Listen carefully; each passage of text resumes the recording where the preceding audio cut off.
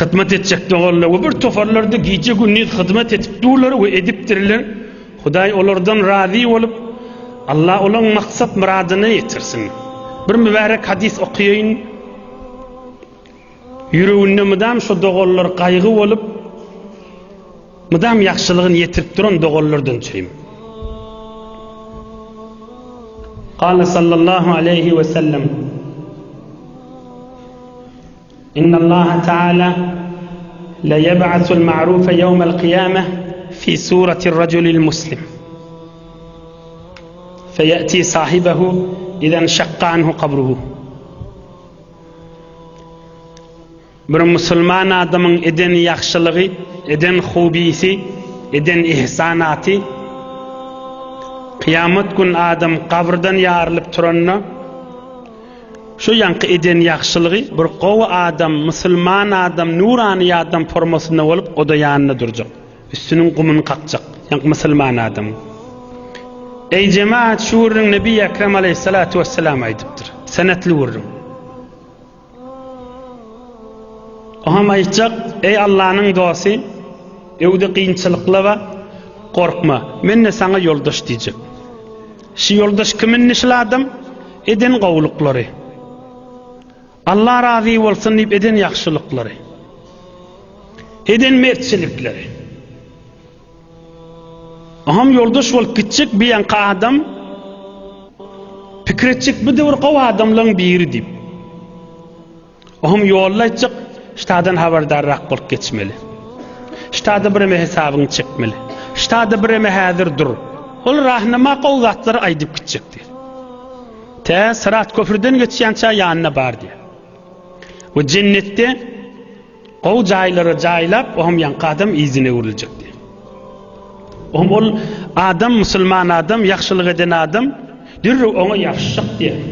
Hatta direk bar yan dur deyip diye. Kim ol yan sen deyip? Hiç kim beni innanak, her kim öyle iş bilinme. Sen beni gövermedin.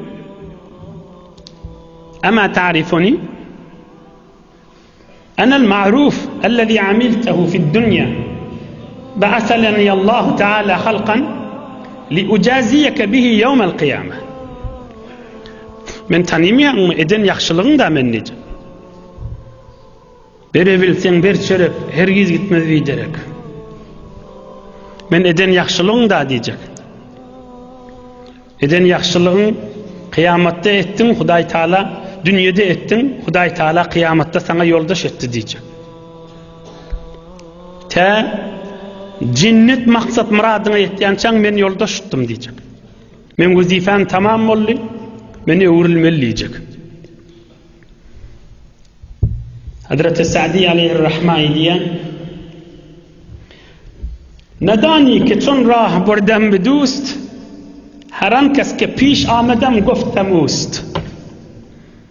Bir vakt bir kervanne ya Mekke-i Mükerreme ya bir şuluk kan merkebe yerde bir ene oğulcuğun yitiriptir da.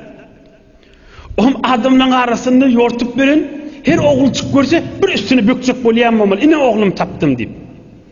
Her oğulcuk gelse ine oğlum taptım deyip kucaklayacak bolayamamalı. ندانی که چون راه بردم به دوست هر آن کس که پیش آمدم گفتم اوست.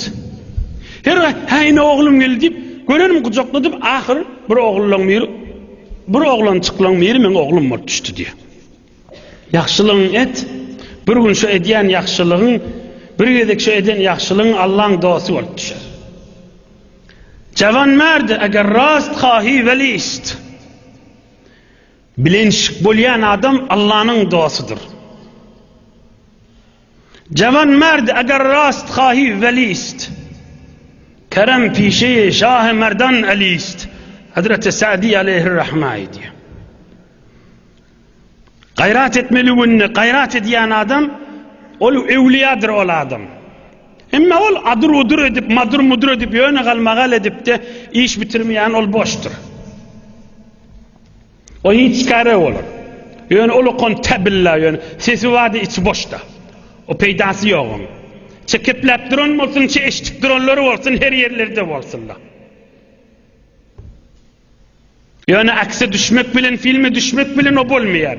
İş öve düşmeli ve her kimde Allah için bir iş bitirmeli. Her yerlerde olsun. Ve her zamanda ve her mekanda olsun. Ve her muhiyetlerde olsun. Allah'ın razıyçılığı bilen iş bitirmek, imanı mekam adamın işidir. İnsaniyetten keramet ba adamın işidir. Bir adama yaxşılık edenine, ol erk adam olsa, utançlı ol yaşın eteğinden çıkacak bolup. فَمَنْ يَعْمَلْ مِثْقَالَ ذَرَّةٍ خَيْرًا يَرَهُ. Allah Zülcelal'e diye, zerrece yaxşılık etsen boş gitmez diye. Eyamid Hudaya diye, zerrece yaxşılık etsen boş gitmez diye.